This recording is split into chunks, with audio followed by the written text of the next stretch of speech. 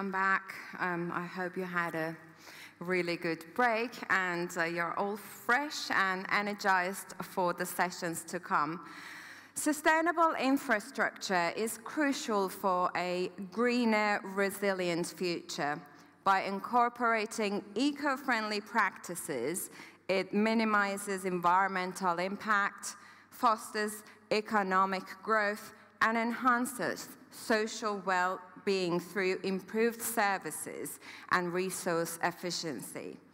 My next esteemed speaker, Priti Parikh, is the Professor of Infrastructure Engineering and International Development at UCL, University College London.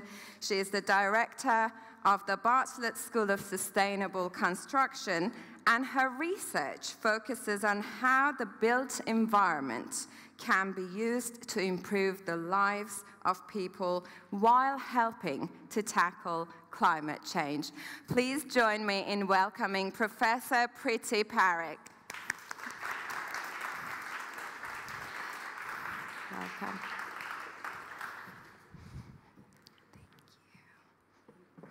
Thank you, Shooka. And it's absolutely brilliant to be here in Ostrava. In fact, it's my first time in Czech Republic and first time here today. And I wanted to share a secret with you as an engineer. What gets me out of bed every day? Lots of problems on this planet which get me out of bed every day. The first challenge which gets me out of bed every day is there are 2 billion people on this planet who do not have access to safe drinking water, a basic human right, the ability to drink water which is safe for you. 3.6 billion people lack access to sanitation, decent toilets. I mean, look at this box in the middle of nowhere. I mean, don't get me started on this. Imagine trying to go and use this box in the middle of night with no lighting, with rubbish around it. What type of living condition this is? Electricity. What happens when electricity supplies from the grids fail to meet the demand? People come up with their own solutions, but these solutions are not safe, and it results in accidents, incidents, especially affecting those children who suffer from electric shocks. We also have 3 billion people out of 8 billion people on this planet who do not have access to clean cooking fuels to eat food, to prepare their food. Also, we have at least 1 billion, and I think this figure is an underestimate, at least 1 billion people who live in slums, informal settlements, favelas, but in conditions where you not only have the poor environment, but for poor housing condition, where if there is a thunderstorm, you cannot protect yourself or your belongings. What that means is that you cannot store a lot of food and supplies in your house because there is no protection against you and the elements of nature. And the question which keeps me up every day and which keeps me motivated in my day job as a professor is, why do we have this problem? For heaven's sake, we know how to design toilets and taps and electricity grids, and there are solutions which go beyond those, which Shooka and Mark highlighted in their session. We have the technology, we have the science, we know it, but things are not happening. I grew up in India, and India as a country has the finest engineering institutions. It has advanced research in space. We launched a mission called Chandrayaan, which was launched to moon. Chandra means moon, but yet we cannot provide people with toilets and taps in a decent manner. Why is that the case? So instead of me responding to that question, I'm going to pose an interesting question to you. Let's imagine that we are not in the beautiful Ostrava on this sunny afternoon, but we are living in a slum. Imagine that every day when you wake up, you have to take your bucket, you have to queue 2 hours to get water, you have to queue another hour to use the toilet somewhere if you're lucky. If not, you can go to the field. Imagine that you do not have electricity in your houses to charge your mobile phone. Imagine that your house is falling apart and is of very poor quality. Imagine that you do not have a health clinic, a school. Imagine that the roads are not decent. Imagine you're struggling to find a job. You do not own the land where your house is. So just imagine that instead of being in Australia, we are here in the slum. Now let's pretend that I have money. Just to say I'm a professor, so I don't have money. But if I had money, so imagine I'm from World Bank and I have money to improve your living conditions and transform your life. But you can only pick 3 items from this list. So you can either pick flood management to improve management of your environment during floods, or housing, or water. Only 3 items. You're not allowed more than 3 because World Bank does not have money for the rest of the items, even though they are so important. So for this, I need microphones, please, because I want you to tell me what are the 3 items you would pick and why. So can we have microphones for this, please? And I want to hear from everybody.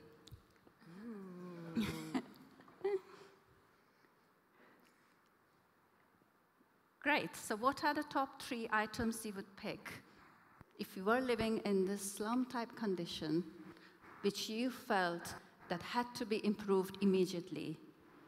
And this is difficult because you have to prioritize from the basic of the basic, the most important things in your life. Shall I go? Yeah. This is a very tough one. It is a tough question because they are all everything's very important. Yeah. I have a mic, I don't need one. So I'm going to go with water, sanitation, and flood management. Why is that, Shooka? Just because I know the critical issues that we are at the moment experiencing when it comes to water, and of course because of the climate crisis, we do have a lot of flood issues in a country like India. And of course, water in a way could improve health, so I thought I could just somehow integrate the 2. And sanitation is quite important, again, if we want to keep the community healthy. But again, there are so many other important things, it's hard to just pick 3. It's very difficult, and I'm really pleased to hear your choices. And the thing about flooding is a lot of slums in India are located near rivers, so they get flooded a lot more than the mainstream city. But I want to hear from others, because I don't want to just offer funding for those 3 items, Shooka, because you said you want me to fund them. So I want to hear from others. This is your chance to fight out for the top 3 items. I've already got a mic. They cut me off. There we go. For me, the first one would be education. I think education is empowerment, and that's how we can progress. The next one for me is employment. This is very selfish, but my dog has a liver disease, which means he has a lot of expensive medications that I need to keep him on. So I need money in order to pay for his vet bills. And the third one would be water. So you want water, you want education for the future generation, which is brilliant, and you need a job to pay your bills. Very important things, absolutely. Very different from Shooka, but I'm going to move on and come back to you. I would probably choose water and house, because I see this as primary needs of a human being. And I don't know if I'm correctly interpreting it, but it's also according to Maslow's diagram of pyramid of needs. And then I would choose education, because all the other things which are mentioned on the list could be created through education. So only non-primary need would be education. So you've chosen primary needs like water, housing, because we need a decent house to live in as a family, to be comfortable, and education, because education can transform. Yes, because education can create the aspects, for example, like healthcare system, or it can create jobs, or it can produce people which are able to create roads, electricity, and manage the floods. That's how I would see it. Absolutely. But the problem I have is we've got some people saying education, some people saying water, so I want to hear more. Come on, let's ramp it up. Well, I'm going to vote against education because if you give people a little bit of education, they become Republicans. So you have to give a lot of education to people. So that's insurmountable. I saw recently something talking about electricity. A single light bulb in a shanty allows a mom to, do a little extra cooking, and she can sell that, to other people. It allows a child to stay up a little bit later. So I'm going to put electricity. We're in the digital age. Electricity has to be at the top of the list. Water, of course, seems to be a must. And why don't we throw in sanitation? Because I think so many of the problems that plague third world countries are tied directly to sanitation and the lack thereof. So sanitation, water, and good old-fashioned Thomas Edison electricity. I like the way you think. You've picked 3 types of infrastructure that I work on. I like the way your mind works. But electricity is important because how do we charge our mobile phones? If we cannot charge our mobile phones, how do we get access to knowledge, information? How can we plan for weather? How can we plan to come here? It's impossible to live without our mobile phones. And for that, we need electricity in some form or shape. Excellent. So now we have electricity on the board. Any more takers? Any more top trees, please? Come on. Otherwise, I'm going to have to point to my friends here, which I really don't want to.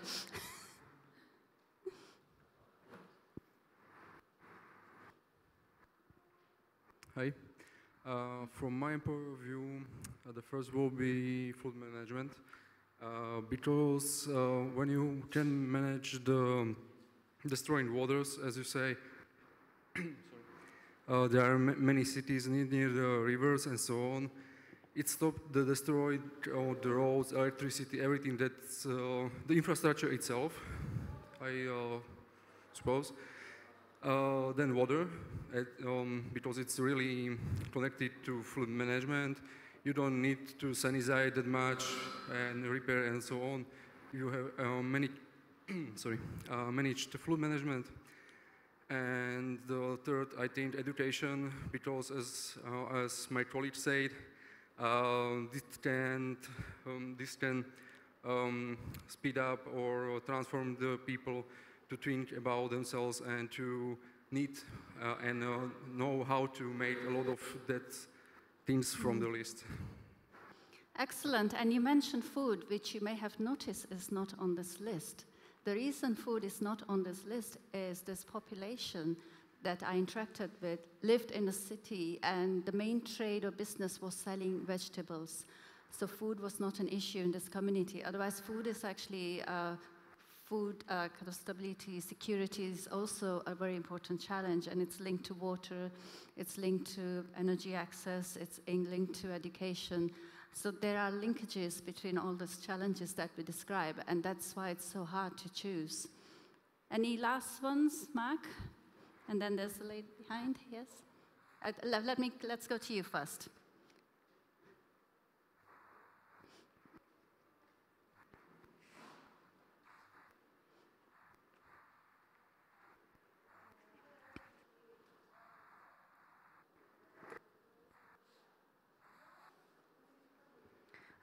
Yeah, hello, sorry, I don't know how to use microphones. I think I'm terrible at those kind of tasks, so I will say that there is a cluster that would be connected to health and safety, the basic ones, and then there's a lot of not...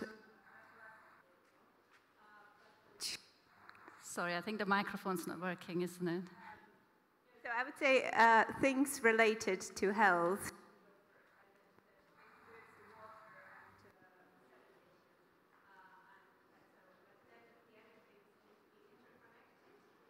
To make. Hang on a second, you're cheating. You only allow 3, right? Just 3, even though they're interconnected. That's not how a financial mind thinks. If you're a funder, and if you can fund 3, even though they're interconnected, it has to be 3. But I like the way you think. I saw a hand here. Did I see Mark? So I would go for land first, because one of the biggest issues around the world is land tenure, who actually owns the land. If you have your land, then perhaps you actually feel you can actually build something or deal something. Sanitation, because we know the reason why most of the modern diseases disappeared was because, hey, we put the poo into the ground and we got rid of it, okay? And I know you do comedy about poo, so I thought I'd slide that in there. And I have to say, unlike the American on the left, actually in Europe, we actually rate education. It actually does help. They don't all become right-wing fascists. Okay, now this is getting interesting. I like the way you think. And land ownership is important because it means financial independence. It means you have a resource, you can build a house, you can consider farming. So land is an important resource. Now, the last one in, and then I'm actually going to show you what people in slums think. The last one in. Come on, this is going to be a winner. Who's brave enough to be the last one in? Your vote might actually count. And there's a prize for the person who gets all three right. Come on. Yeah, here.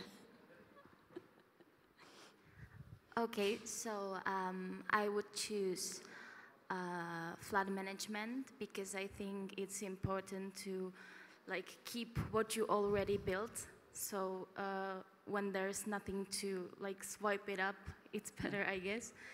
Then water and education, because that's the thing I value the most.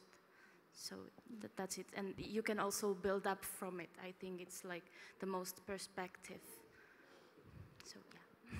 Wonderful. Shooka, you have a friend here who passionately believes in flood management. There you go. Now you're seeing that you do have friends in the room and all of you care about the causes we have here. But do you realize how difficult it is to pick three? And the reason it's so tough is because everything here on the list is necessary for a good life. And yet, in the midst of your day-to-day struggle, where you're struggling to survive, we're asking you to pick just the three, even though as a human being, you should have rights and access to all those things, to a decent living standard. That, my friends, is how slum dwellers live every day, and the difficult choices they make with very limited financial resources is literally a choice of, do I pay to use the toilet, do I pay for electricity, or do I pay to improve my housing, or can I afford to send my children to school? Those are the types of choices and conditions where we have at least 1 billion people on the planet living. But also, imagine you were a slum community. All of you have different views of what you think is important.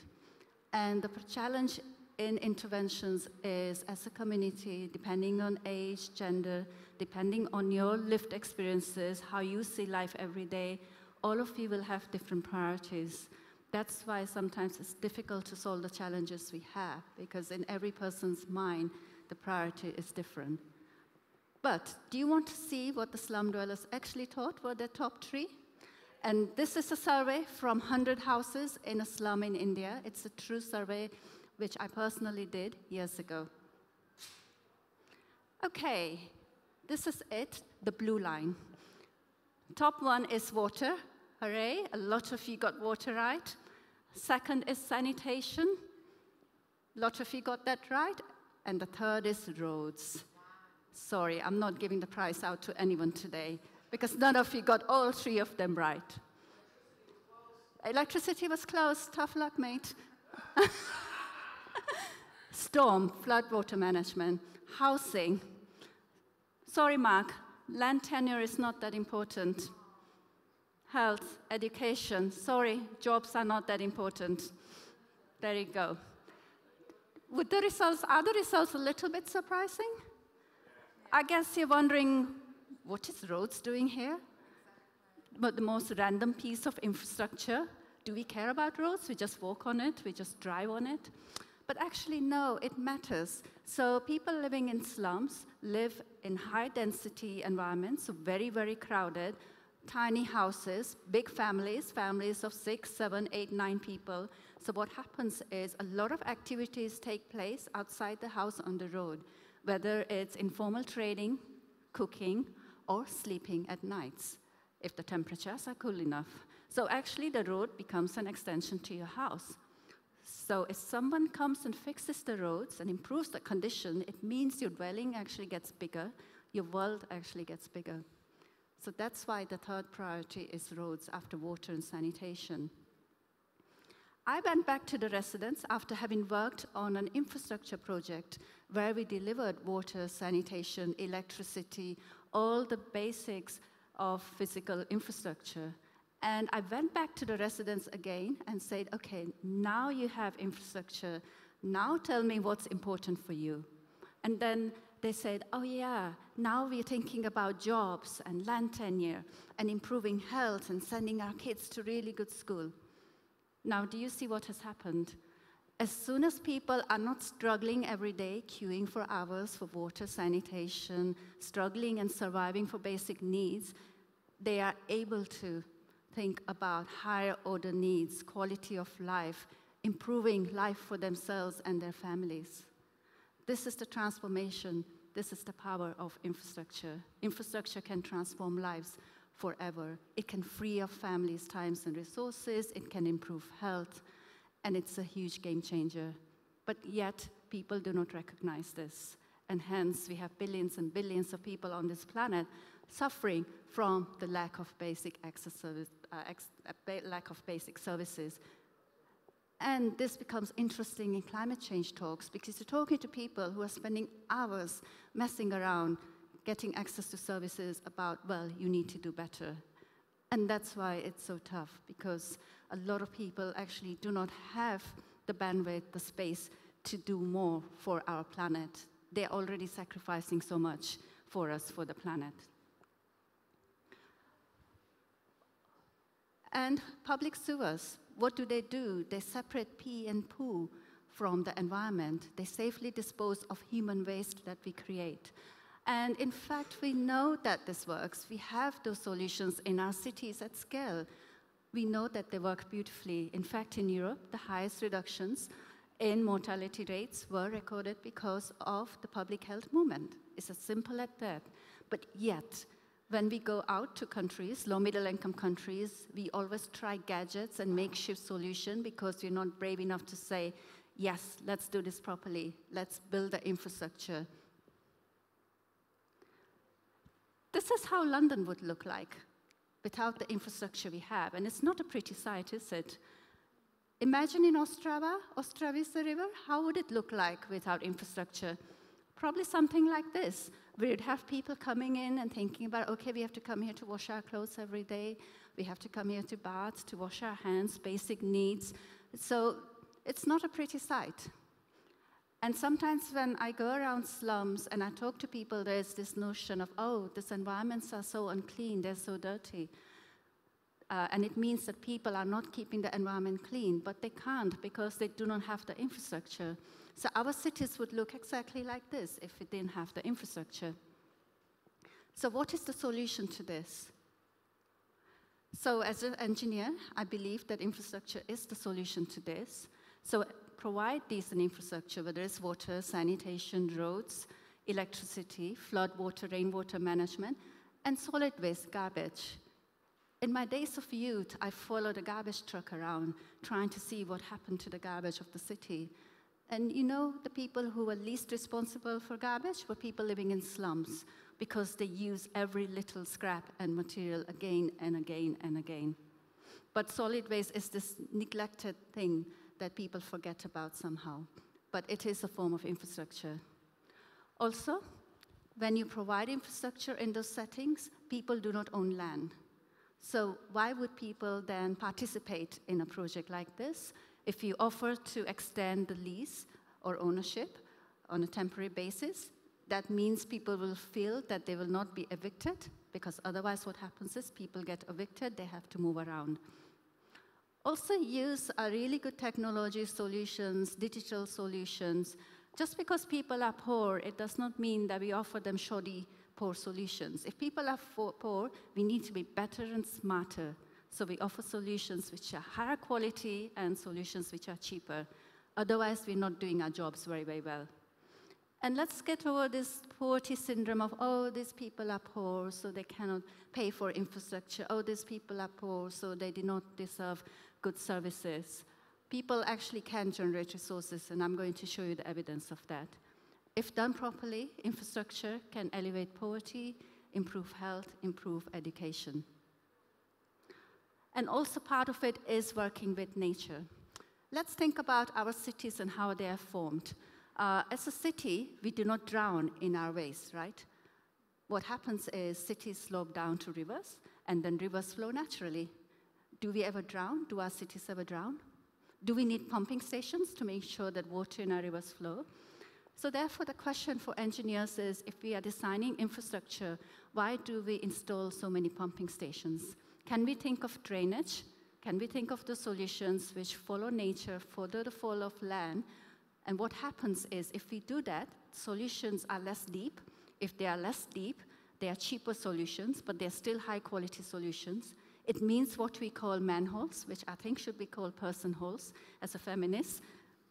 They become smaller in size, and usually that's the most expensive component of an infrastructure system.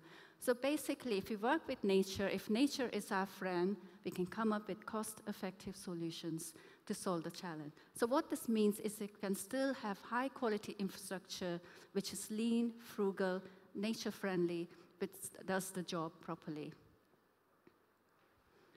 At a city scale, this is a transformation seen as a result of the project for a riverfront. Because typically what happens is that a lot of city is our pee and poo usually lands up in rivers untreated. And this is not just in cities in what we call the global south. Even in UK, we're seeing sewage overflows. So this is a global challenge, and the challenge is going to increase because a lot of infrastructure is getting old, or a lot of infrastructure gets combined with flood water management. And what that means is with climate change, as we get more flooding, the pipes are not getting bigger. Where does the excess water go? The excess polluted water goes into rivers. So this is going to be a real challenge, but if we design with nature, we can see this transformation of our rivers. And the reason that you see this transformation of infrastructure is infrastructure kind of is a tool for resisting shocks and stresses to the system. Those shocks and stresses could be climate change, could be other shocks and stresses, and it improves livelihood. If you're not spending hours collecting water or queuing for toilets, you have time to do a job and earn more money. If you have sewers, you're not falling ill, so you're spending less resources on medicine. So very simply put, infrastructure improves livelihoods and those outcomes. It means families have more disposable income. And these are examples of how people in very small dwellings get creative then about designing, co-designing housing and employment opportunities. There's almost a Swiss laundry which has been set up here. This is an aerial view of a community in my hometown where I worked on, and you can see the before and after. And what has happened in the decade is people start improving their housing stock after infrastructure has been installed. And what is interesting is the way people do it is masons and plumbers, they are friends in the community. They go and help each other with free labor. They also source construction materials from construction sites. They also are very frugal with the material they use. They exchange a lot of material. So the housing that they build is 1/20th the cost of what a government housing scheme could be, a top-down housing scheme. They also do it at their own pace, so they'll do it over 2 years, 5 years, 10 years, depends on what the resources the family have. Sometimes they will sell land, jewelry, but they will take it at their own pace. And then people start taking pride. They really take pride in their house, and they start making statements like this. It's about art and colors and materials. And look at the beautiful interiors. There is this notion that if the environment outside is very poor and dirty, houses inside will be dirty. No, these are the cleanest houses I've ever visited. Ooh, and look at this. What a beautiful kitchen we have here. It's so artistic and so creative. And look at each and every plate. It's sparkling clean. It's shining. And then the ambition grows. And this is the whole graph you saw about improving quality of life. People get ambitious, excited about life, and they start showing it in their houses with the statements of, yes, we've made it. You know, we are successful now in our lives. And look at the colors and look at the art once again when people self-build. Since I'm an engineer, I always have to drop in graphs for you, some boring graphs. But this is just to show, and this are from 5 slum communities in India.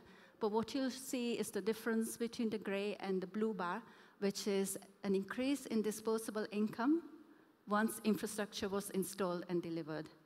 So this is a true difference in disposable income. I tried asking people how much money they earned, but they were not happy with the question. So basically, I said, okay, how much money do you spend on a monthly basis? And that has increased. And also, as I highlighted, people spend less on medicines. And that also has a triple effect, because if children are falling ill less, it means that the mothers don't have to stay at home so much to take care of children, the medical bills go down, the dads also go out, so the parents can go out and work. So there's kind of a cumulative effect of infrastructure here. And there's also what I call a multiplier effect. I mean, this is a huge rate in investment where you invest in infrastructure and you get such a huge return. So the blue bar is the government investment in infrastructure. The yellow bar is what the poor people invested in infrastructure and housing. Now, the way the business model worked here is the communities, the slum communities in this project were brought in as project partners. So they paid 1/3 of the cost of infrastructure. Government paid 1/3, and the third part in some settlements were by organizations like UNICEF, but funder organizations or private sector. We had an interesting case study where a company manufacturing denim jeans invested into a community. And we asked the question of why. Well, because our workforce lives here, so we're investing in their lives. And actually, the PR you can get out of that, the goodwill, is far more than what you get out of flashy commercials. But you can see the multiplier effect of infrastructure, where a small amount of government investment in infrastructure yields so much because people invest in goods, invest in housing, invest in color televisions, and all sorts of appliances. Let's look at it through the lens of sustainability. The SDGs, 17 goals and 169 targets for us as a collective to address. So the question I posed to some of my lovely colleagues across departments and faculties at UCL is, sanitation, how many goals and targets would it hit? So as a group, we reviewed 600 papers, and we found and we identified that sanitation benefits all 17 goals, 130 out of 169 targets. And what that means is sanitation is non-negotiable. You have to have infrastructure to achieve sustainability. Without infrastructure, we cannot deliver on the SDGs. And also we started looking at links, because a lot of you earlier mentioned linkages, interlinkages. So there is a link between sanitation and protecting our water systems from pollution. There is potential to use waste for energy generation. There is potential, and I think it has been well proven, that disease reduction is linked very much to public health interventions, but also safeguarding, protecting our ecosystems, livelihoods. So the benefits are wide-ranging.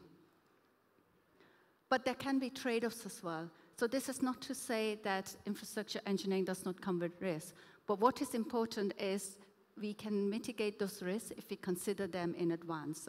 So what I'm not saying is infrastructure is harmful. I'm saying we need to think about the risks.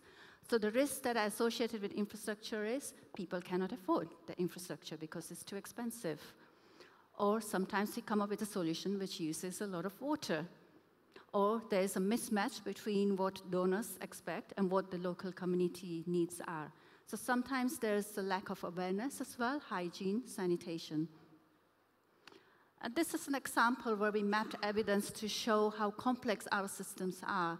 So an improvement to one element of the system can lead to benefits to health, education, gender. So if you were to follow through this diagram, you'll see that if you improve health, if you improve sanitation in schools, that leads to improvement in education, but also gender equity, especially for girls who struggle with access to schooling in the first place, but then if there are no toilets in schools, it's very difficult for girls, teenagers, to then continue schooling. Another dimension of my work is energy, and look at the state in sub-Saharan Africa. I mean, this is absolutely shocking as we speak. The amounts of electricity access we get there is horrendously tiny. And we did a similar exercise for energy, and in fact, we identified synergies between energy systems, all 17 goals, and 143 out of 169 targets. So once again, you need infrastructure to deliver sustainability. And there is this notion of, let's throw tech at everyone. Let's throw technology and the problem will be solved. But life is a little bit more complicated in some of those settings, where there is refugee camps, villages, slums, where people use a mix of fuel sources. And that mix keeps on changing, depending on seasons, depending on financial stability, depending on whether it's time to pay school fees for children. That mix keeps on changing. So the endeavor really is to change that mix to a point where most of the mix or the fuel stack is clean energy. And there is a big unknown here, because a lot of research, a lot of work is done on what we call our conventional grid systems. But what happens when we start looking at other solutions like solar? So I work with an industry partner who've installed 500,000 solar home systems in villages in Africa. What are the solar home systems? It's a panel, battery box, and you have energy efficient appliances like light bulbs and mobile phones. And do you know how much electricity those people use? It's the same as us switching on a light bulb here in Ostrava for 5 hours a day. That's the total amount of electricity they use. But there's a huge market of individuals who need that level of electricity, and their consumption is going to increase. And what we found is that whilst companies are collecting large amounts of data, there's very little research on how people use energy. Who are the people who still drop out and cannot afford those low amounts of electricity and hence go into fuel poverty? So a lot of our work looks at users, and we find that a lot of people pay on a weekly basis, but a lot of billing models are on a monthly basis, and hence there's a mismatch, and we get people dropping out into fuel poverty areas. So a lot of our research, therefore, looks at affordability. So we talk about transitions, we talk about climate change, fixing the world, use less, but actually we have people who use electricity, well, to switch on a light bulb 5 hours a day. So I can see why climate change, addressing climate change is so complex.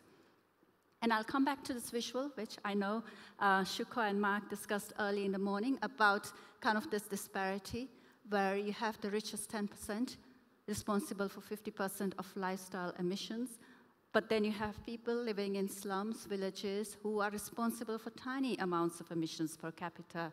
It's absolutely tiny. But the challenge we have is the consumption of resources will increase because those communities will need a decent life. So there's actually a bigger question behind the climate change crisis is to how to serve those communities where population is going to increase, yes, consumption is going to increase to a degree. If you look at per capita consumption, you'll see that India actually is not in the top 5, because I know a question of India comes up a lot, and other countries as well. But there's 1 billion people in India, there's 1 billion people in China. So what they do now does really matter in terms of the technical solutions they deploy. But the per capita emissions are low. So we actually have an ethical kind of challenge here of what next in terms of climate change. And it comes back to the point of justice. Which are the nations who emit the most, right? And what are they doing about this issue? Who are the people who suffer the most, who suffer the burden of climate change? Guess what? It's the same people who suffer the burden of infrastructure, or poor housing. It's the same communities who are more vulnerable. Those are people who are living near rivers, they're living on natural drainage paths, hence get flooded more. So there's a double whammy of bearing the burden of poor infrastructure and poor climate change. And if you overlay it on slum population, you see there is a really good overlay of people living in slums, low emissions, and low access to infrastructure resources. But even within that group, let's think about gender, let's think about women.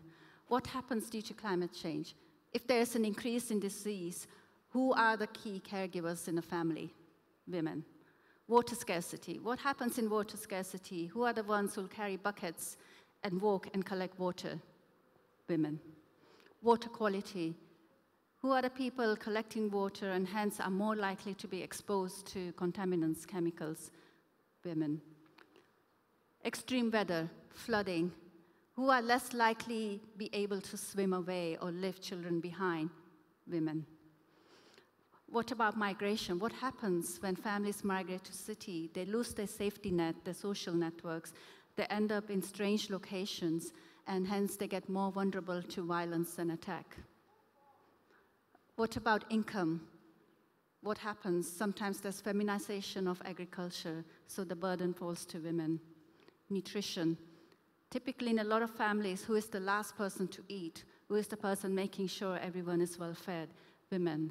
So in a lot of families, in a lot of communities, it's women who eat the leftovers, not the main meal. And time. This increases time burdens. So climate change, the crisis is a time burden for everyone, but a bigger time burden for women and for girls. And a lot of lovely colleagues, including Mark in the audience here, we joined forces after COP26 to say, let's think deeply about climate justice. What are the key levers? What matters? And I was pleased that infrastructure was one of the key levers featured here, including many other. But also what is interesting is if you look at sub-Saharan Africa, there's been a lot more kind of investment action on mitigation, but we also now need to consider adaptation.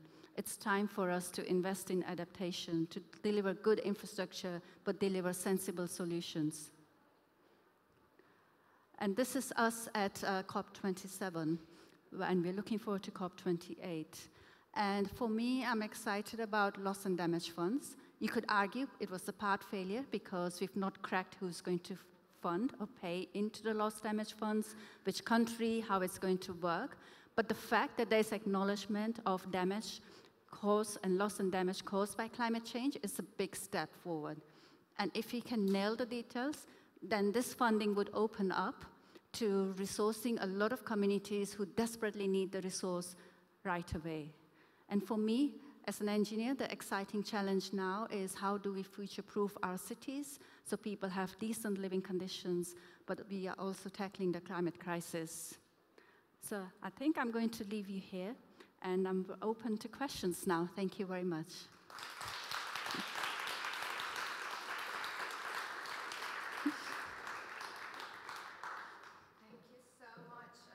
Your amazing insights. I had so many questions as you were going through the slides, and I think I got most of my questions answered.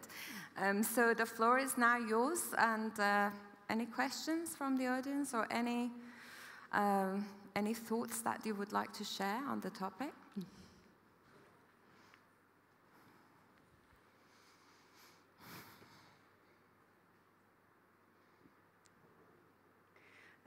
Thank you very much for this amazing presentation. I think it really sheds a lot of light on topics which are not necessarily that familiar for Central European audiences. My question is, do you see that there is sufficient interest in the lives of people in Africa, in India, in Europe? And what do you think we could do that this changes? Because it's beautiful to have discussions here, but we need to make it more mainstream as a topic. So how do you see it? Thank you. So there are organizations actively working on the ground. I mean, if I unpack the partnership I have with industry in Africa, there are industry players who are installing solar home systems in remote houses. And they also have the ability to monitor that data. So if someone in a village in Rwanda switches on a light bulb, it comes up on their screens in London. So there is this knowledge. When I talk to them about what are the barriers for them to scale up, the key barrier is a lack of subsidy offered to the sector. The challenge we have is the fossil fuel sector is heavily subsidized, and I think, Shooka, you picked up on that quite nicely in the morning, that if fossil fuels are subsidized, why are we not offering the same level of subsidy to renewable solutions? Because if we do, then those solutions would be far more affordable, would have greater outreach, and then some of the solutions would not be seen as kind of a poor people solution, but a more mainstream solution. So I think part of the challenge is also making sure we talk about the solutions more, raise awareness so those solutions are not for the poor, but are for everyone. We mainstream it. So we need to do a lot of work on mainstreaming some of those ideas and solutions. And may I just add to that, coming from a country where there is absolutely no democracy. I'm originally from Iran. I think it's a very important point for people in the West to realize that at the moment when we are facing all the immigration, and there will be more because we will also have climate refugees at some point, if we can actually help countries like Iran or many countries in the global south where they can have their own democracy, where people are actually being lifted out of poverty and they have a decent life, trust me, there will not be many refugees in Western countries. And I think that's an important point, and I think that would be something that everyone needs to think about. Eventually, our problems will be yours as well, because when the countries are all flooded, where does everyone go? I mean, they have to move somewhere to find land to settle. So it is a common problem for everyone, so we are not separated. We are all part of it, I think. We are all joined up. I mean, the systems diagram shows that everything is interconnected, but all of us are interconnected. It does not matter which country we come from.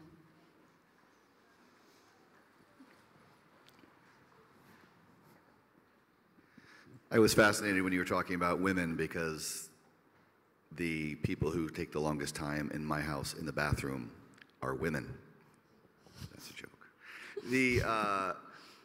At the top of this, you mentioned India's space program, which I find kind of an insightful little bit of information. The billionaire class in this generation is so excited about putting us onto moons and stars and planets, you know. I was surprised and shocked by China's entry into the space race, India's entry. I think Mexico wants to shoot something up there one day too. How do you convince those governments that this isn't the direction where they should be putting their science and their technology and their leadership in? How do you speak directly to them? Because obviously the people in that country aren't getting that message to their politicians. So everyone is interested in data. So I think the recent mission to the moon, Chandrayaan, was about collecting new data, new evidence. But if I talk a little bit about India, because I grew up in India, lived there for 20 years, currently we have a prime minister who's quite interesting because he's got policies on clean cooking. He's got a mission called Swachh Abhiyan mission, which is about clean sanitation. So I think his idea is to tackle kind of all challenges simultaneously and to prioritize science and technology. So in a way, I would argue that politicians are aware, but they are all interested in space, partly because it's a plan B, partly because it's a new world out there, partly because there's new data to be captured about additional resources. So I think we need to move away from the mindset of there are additional resources out there. There is no plan B. This is our planet. And I think that's the one message I would love to give to politicians, that let's take care of our one and only planet. Let's not look for a plan B. But just to say, those countries have really good policies in place as well. Like if you look at China, China's responsible for slashing the prices of solar PV, and they're working at scale. Shooka, I think in the morning you were talking about electric vehicles and the success we've seen in China. So I think it's, rather than saying that countries are not doing enough, I think it's about changing the mindset to say this is the one planet, let's prioritize this planet.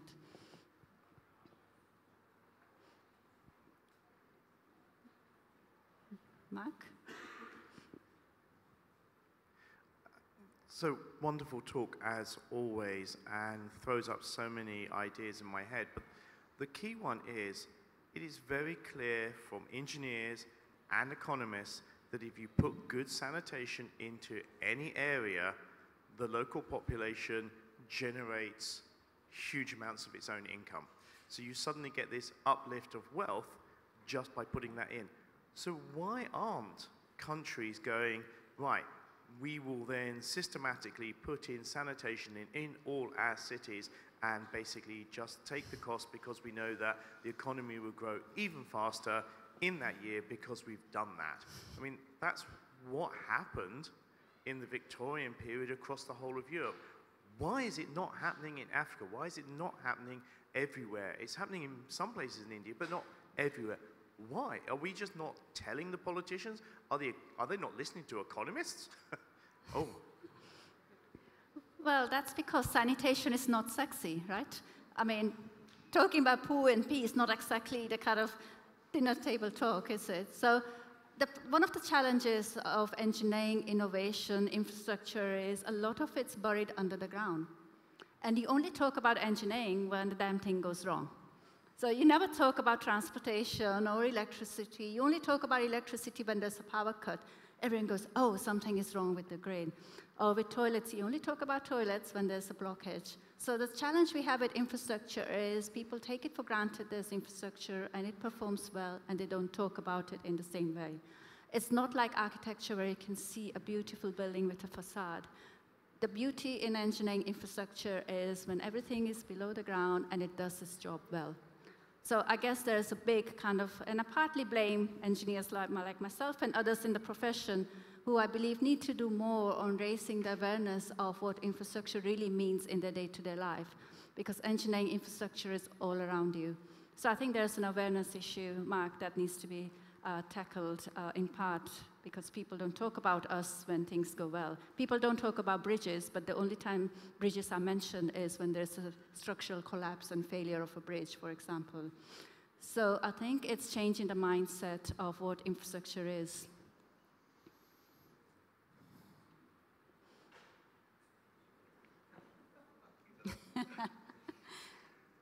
When I was a university student, I studied William Mulholland out in Los Angeles. I mean, he's the man that brought the Colorado River to Los Angeles. Is there a danger that we might be making some mistakes like he did?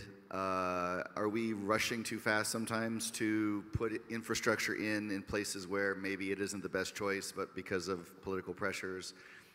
There's obviously a climate crisis going on, so who's the person monitoring this and saying, hold on, let's take a deep breath before we do another Three Gorges Dam? So I think flooding is an interesting one because typically we think about flooding associated with climate crisis, which it is, but also flooding happens in cities because human beings have built and built and built, and they have built over natural drainage paths. So they are blocking all the parts in the city which used to help cities flood their waste quite naturally.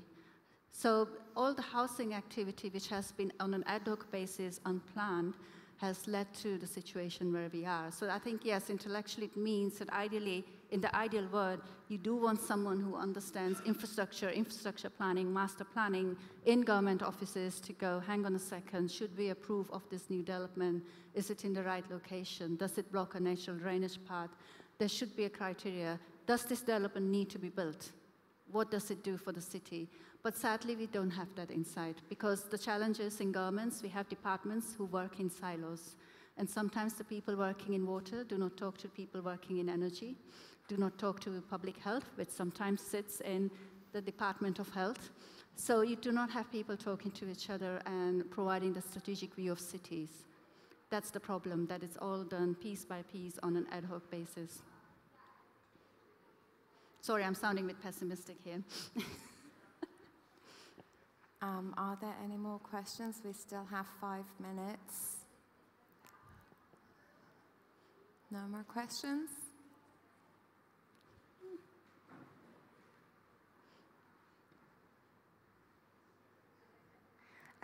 Thank you very much. I have a question, one more question, related to climate finance. I'm just wondering whether, from your perspective, climate finance should focus really more on trying to deliver solutions to where they are needed, because that seems to be one of the ways of looking at things. And the other one is basically just giving money to the local governments and to just provide some sort of expertise. So I'm just wondering, from your perspective, what is the way forward, and how do you see the current discussion about climate finance? Because we spoke about it before, that the current situation at COPs is fairly depressing and in some sort of stalemate. So how, through the perspective of needing infrastructure improvements in countries that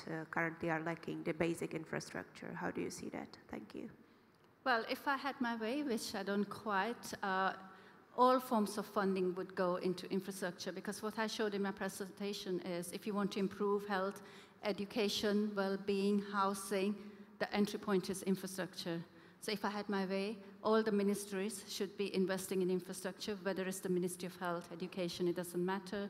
Climate finance should be directed to infrastructure as well. However, that's not the reality, and I'm fully aware of that. A challenge with channeling money through the government is how do you form those partnerships where you meet the needs and aspirations of communities? Because the multiplier effect you saw only is achieved if you meet community needs and aspirations of what they want, what type of infrastructure is useful to them, what are their priorities. So for me, with the climate finance, we need to have that public-private partnership with local communities. Local communities need to be an equal partner at the table. They need to have a say in what are the technical choices that work better for them. I know this is idealistic, but that's the change I would like to see in climate finance. Thank you. And so we are getting close to the end of this session. I just would like to thank Professor Priti Parikh one more time. And thank you so much for highlighting the issue of women and children. When it comes to climate change, we are going to have a whole session to talk more about environmental justice, climate justice, and of course, the vulnerability of women and children. That's coming up soon. We are going to have a very short breather, and after that, we're going to come back with a big surprise for you. So thank you all so much.